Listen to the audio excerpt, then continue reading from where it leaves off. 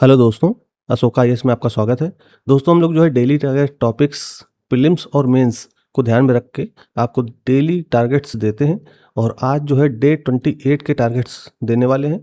तो ध्यान से समझिएगा और आपको पता होगा कि हमने जो है हिस्ट्री की क्लास 7th की, ठीक है? क्लास 7th की बुक भी समाप्त कर दी है, ठीक है? जो टारगेट हमने दिए थे उसमें चैप्टर जो-जो मैंने बताए थे, आई थिंक आपने किए भी होंगे और अगर पीछे भी हो, मान लीजिए आज डे 28 है और आप मान लीजिए अभी डे 5 में हैं या डे 8 में हैं या 7 में हैं, तो चिंता ना कीजिए, पीछे से आइए, आराम से पढ़ते जाइए। और ये सीरीज़ उन अभ्यर्थियों के लिए है जो है ग्रामीण क्षेत्र में अच्छे से पढ़ना चाह रहे हैं, फ्री ऑफ कॉस्ट जो है समझना चाह रहे हैं और तैयारी कैसे की जाती है यूपीएससी की, उसको ध्यान में रख कर के ये सीरीज़ चालू की गई है। तो जो भी अभ्यर्थी ये सोच रहा हो कि सर कैसे पढ़ाई करें, किस तरह से पढ़ाई करें, तो हमारे डेली टारगेट जो टॉपिक्स है, ये डे 1 से आप इसको फॉलो कर लीजिए। डे 1 से जो 2027 का है, याद देखिएगा 2027 लिखा है ना? इससे पहले भी हमने जो 64-65 दिन का टारगेट चलाया था प्रीलिम्स के लिए, जो प्रीलिम्स के पहले चला था, तो उसको मत कीजिएगा, वो दूसरे कलर में होगा। ये ब्लू कलर में जो दिख रहा है ना आपको, ये डे 1 से इसको फॉलो कर लीजिए, ठीक है? तो इसको जब फॉलो करेंगे और यहाँ पे यूपीएससी 2027 लिखा हुआ है टारगेट, ठीक? तो इसको ध्यान में रख कर के जो है पढ़ाई कीजिए अपनी, ताकि आपकी तैयारी बेहतर हो सके। अब कई बार यूपी जो है अभ्यर्थी ये भी सोच रहा होगा सर आप केवल चैप्टर के नाम बता देते हैं, बुक्स बता देते हैं तो हम भी कर लेते। तो आप कर लेते तो हमें बताने की ज़रूरत ही ना पड़ती। तो ऐसे बहुत सारे ग्रामीण क्षेत्र के बच्चे हैं, हिंदी माध्यम के बच्चे हैं जिनको पता ही नहीं कि सर कौन-सी बुक पढ़ें, किस तरह से पढ़ें, ठीक है? सर थोड़ा-सा जो है बता दिया कीजिए कि सर आज क्या टारगेट रहेगा। तो उसके लिए ये जो सीरीज़ शुरू की गई है, अगर आप खुद से कर सकते हो तो इसको आप स्किप कर दीजिए। हमारी दूसरी जो सीरीज़ है उनको देखिए और ये 4-5, 10 मिनट की वीडियो होती है, अगर देख भी लोगे तो कोई आपका नुकसान नहीं होगा, ठीक? तो आज डे 28 का जो है टारगेट हम लोग देखने वाले हैं। तो उससे पहले हम ये समझ लेते हैं कि हम लोग क्या-क्या ख़त्म कर चुके हैं इन 27 दिनों में। तो आपको हमने भूगोल की क्लास 6 की और 7th की एनसीईआरटी जो-जो टारगेट बताए थे, जो-जो चैप्टर बताए थे, आपने सारे ख़त्म कर लिए होंगे। इतिहास की भी हमने 2 किताबें 6 की और 7th की ख़त्म कर दी, ठीक है? फिर इसके अलावा पॉलिटी की 2 किताबें, एक जो है क्लास 11 की राजनीतिक सिद्धांत के नाम से है और दूसरी भी क्लास 11 की है जिसका नाम है भारत का संविधान, सिद्धांत और व्यवहार, ठीक? तो ये 4 मतलब 4 का मतलब कितनी हो गई? 1 किताब ये हो गई, 1 किताब ये हो गई और इसको तो हमने 2 बार पढ़ी है। आपको पता होगा कि भारत का संविधान, सिद्धांत और व्यवहार हमने इसको 2 बार करवाया है। 2 बार क्यों कराया है? ताकि इससे क्वेश्चन, चूँकि ये इस तरह की पुस्तक है आपको लगेगा कि सर इससे तो बहुत सारे क्वेश्चन फँस जाएँगे। तो आप पीवाईक्यू उठा के देखो थोड़ा, तो इस जो बुक है ये वाली भारत का संविधान, सिद्धांत और व्यवहार क्लास 11th की, ठीक है? इसको आप देखोगे, अगर मैं आपको किताब दिखाना चाहूँ तो इस तरह की दिखती है, देखो ये, ठीक है? तो हमने यहाँ क्लास 11th की देखो यहाँ रिवीजन चल रहा था, चैप्टर 1, 2, 3, 4 इस तरह से, ये सब हमने रिवीजन कराया था और साथ में ये भी कहा था पीवाईक्यू ज़रूर लगाइएगा, ठीक? तो वो पुस्तक हमने जो है अब जो है समाप्त कर दी है, ठीक है? तो हमने इसको 2 बार पढ़ा है। ये 1 पुस्तक हो गई, तो 2 पुस्तकें ये हो गई पॉलिटी की, 2 पुस्तकें इतिहास की हो गई, 4, 2 पुस्तकें भूगोल की हो गई। यानी हमने 6 पुस्तकें समाप्त कर ली मात्र 28 दिन में, ठीक है? बीच में 6-7 दिन का गैप रहा है, तो अगर मोटा-मोटा रखोगे तो 35 दिन में आपने ये 4-6 किताबें पढ़ी हैं। तो आप इससे अंदाज़ा लगा लो कि 1 महीने में हम 5 किताबें आराम से पढ़ सकते हैं, अगर सही से टारगेट बनाओगे तो। और मैं ज़्यादा टारगेट भी नहीं देता हूँ। अब देखिए जैसे आज जो है क्लास 8th की एनसीईआरटी हिस्ट्री वाली शुरू करने जा रहे हैं, ठीक है? हिस्ट्री की न्यू एनसीईआरटी है। अब देखिए इसमें 2 चीज़ ध्यान रखिएगा, जो अभी न्यू एनसीईआरटी आ रही है उसमें यहाँ पे भाग नहीं दिया हुआ है यहाँ पे। यहाँ मैं कलर चेंज करके दिखाता हूँ आपको। यहाँ पे भाग लिखा होता है, किताब के ऊपर भाग 1 ऐसे भाग 2, 2 किताबें आती थी पहले। अब उस दोनों भागों को हटा कर के केवल 1 किताब बना दी गई, हमारे अतीत थर्ड। अभी मैं दिखाऊँगा किस तरह से पुस्तक आती थी पहले, ठीक? तो अब मैं क्या कर रहा हूँ, आप मुझे कमेंट करके बताइएगा कि अब जो आप बुक लिए हुए हैं, ये पुरानी वाली एनसीईआरटी लिए मतलब जो 2019-20 में आती थी वो, या 2026 की न्यू एनसीईआरटी ले रखी है?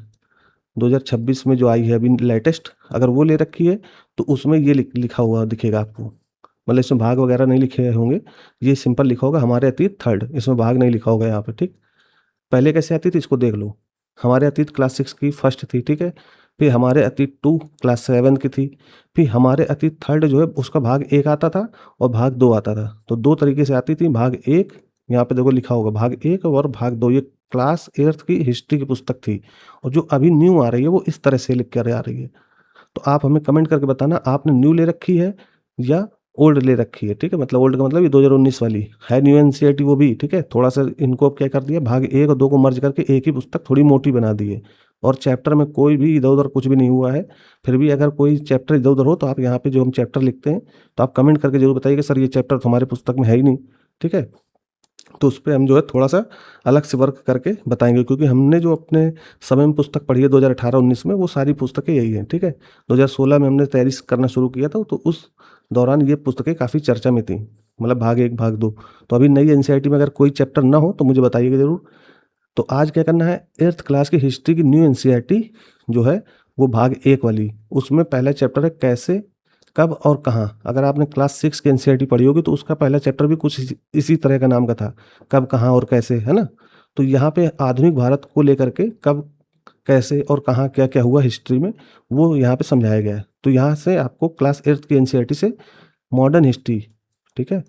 यानी आधुनिक भारत जो है, मॉडर्न हिस्ट्री आपको पढ़ने को मिलेगी, ठीक है? जो अभी हमने 2 किताबें पढ़ी थी क्लास 6 और 7th की, तो 6 वाली तो एशिएंट थी, यानी प्राचीन इतिहास, और आपकी 7th वाली थी आपका मध्यकालीन इतिहास, और जो 8th की हम लोग पढ़ने जा रहे हैं वो आधुनिक इतिहास है, ठीक है? तो इसका पहला चैप्टर का नाम क्या है, कैसे, कब और कहाँ, ठीक? ये अच्छे से समझना है। दूसरा है व्यापार से साम्राज्य तक।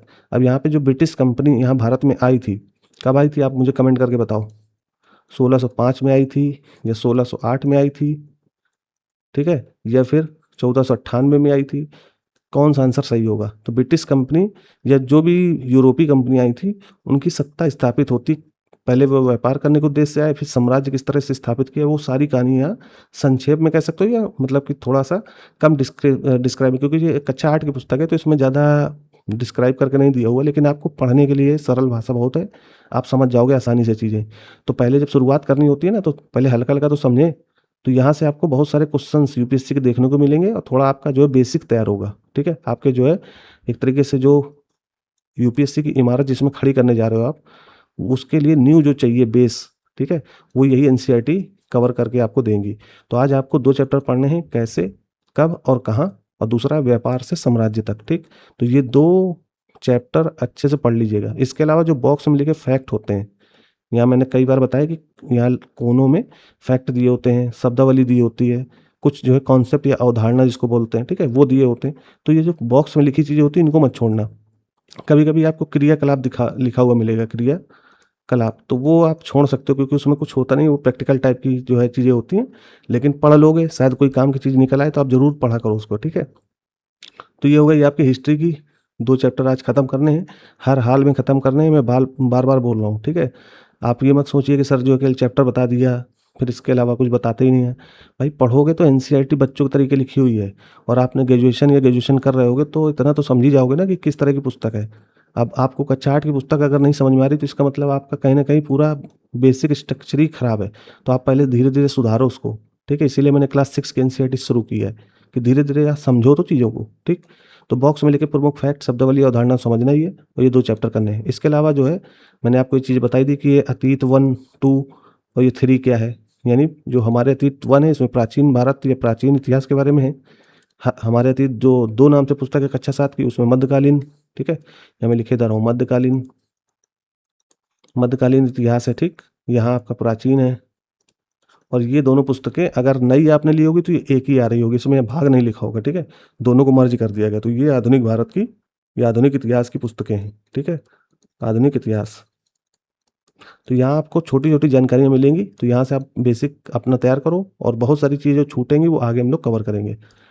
फिर ज्योग्राफी में आपको क्या करना है, ज्योग्राफी की क्लास 8th की एनसीईआरटी चल रही थी, हमने कल शुरू की थी इसको, ठीक है? इसका नाम है सामाजिक विज्ञान संसाधन एवं विकास, कक्षा 8 की भूगोल की पाठ्य पुस्तक है। तो इसमें आपका पहला और दूसरा चैप्टर हमने पढ़ लिया होगा, और आपने भी जो है अच्छे से टारगेट को समझ करके पढ़ा होगा। तो क्लास की 8th क्लास की आपको चैप्टर नंबर 3, जिसका नाम है खनिज और शक्ति संसाधन। अब यहाँ संसाधन खनिज के बारे में आपको पढ़ने समझने को मिलेगा, और आजकल काफ़ी जो है चर्चा में भी रहता है। रेयर अर्थ एलिमेंट सुना होगा, REE, ठीक है? ये क्या है मुझे कमेंट करके बताओ, REE है क्या? रेयर अर्थ एलिमेंट बहुत ज़्यादा चर्चा में रहता है। तो ये एक तरीके का खनिज है। अब इसमें कितने खनिज आते हैं, ये है क्या? मुझे कमेंट करके बताना, ठीक है? तो खनिज के बारे में आपको देखने को पढ़ने को मिलेगा। फिर शक्ति संसाधन में क्या-क्या ज़रूरत पड़ती है, ठीक है? ये सारी चीज़ें आपको इसी चैप्टर में पढ़ने को मिलेगी। चौथा चैप्टर आपका एग्रीकल्चर यानी कृषि से जुड़ा है। यहाँ पे फसलों के बारे में, ठीक है। जुताई जो हमने दूसरे चैप्टर में पढ़ा था वही आपको यहाँ भी देखने समझने को मिलेगा, किस तरह की फसलें भारत में होती हैं। ठीक। तो ये 2 चैप्टर आपको अच्छे से कवर करना है। आपको पता होगा इनसे क्वेश्चन आते हैं, खनिज से क्वेश्चन आते हैं, एग्रीकल्चर से क्वेश्चन आते हैं। तो जब नहीं आते ना, मतलब एग्जाम हॉल में कि सर ये कहाँ से क्वेश्चन आ गया, तो जो आपने एनसीईआरटी पढ़ी नहीं, उसको समझा ही नहीं, वहीं से प्रश्न बने होते हैं कॉन्सेप्चुअल टाइप। ठीक है। तो उनको अच्छे से पढ़ना है। और ये बॉक्स में लिखे यहाँ पे प्रमुख विचार हटा दो, क्योंकि यहाँ पे विचार नहीं लिखे होंगे। यहाँ लिखा होगा वही शब्दावली, शब्दावली हो गया, ठीक है, फैक्ट हो गए कुछ, और आपका कॉन्सेप्ट। ठीक। तो कॉन्सेप्ट लिखा होगा, शब्दावली लिखी होगी, फैक्ट लिखे होंगे, तो उसको आपको अच्छे से कवर करना ही है।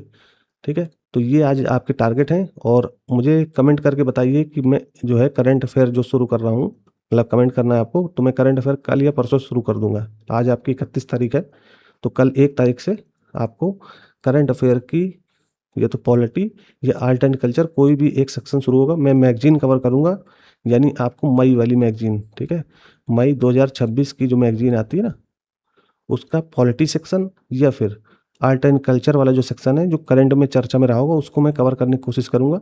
अब ये पार्ट 1 में भी हो सकता है पूरा, या फिर 2 पार्ट बनाने पड़ जाएँ। ठीक है। तो आप जो है कमेंट करके बताना कि आप लोग तैयार हैं करंट अफेयर के लिए या नहीं हैं। ये पूरा टारगेट हमारा 2027 के लिए है। ठीक है। तो अभी से आप लग जाओ। जो भी अभ्यर्थी अभी नए आए हैं, पहली बार आए हैं, तो हमारा ये टारगेट जो है देखना शुरू करो, आपको बहुत फ़ायदा मिलने वाला है। ठीक। तो दोस्तों इतना ही रखते हैं आज, फिर मिलेंगे हम लोग जो है कल नए टारगेट के साथ। धन्यवाद।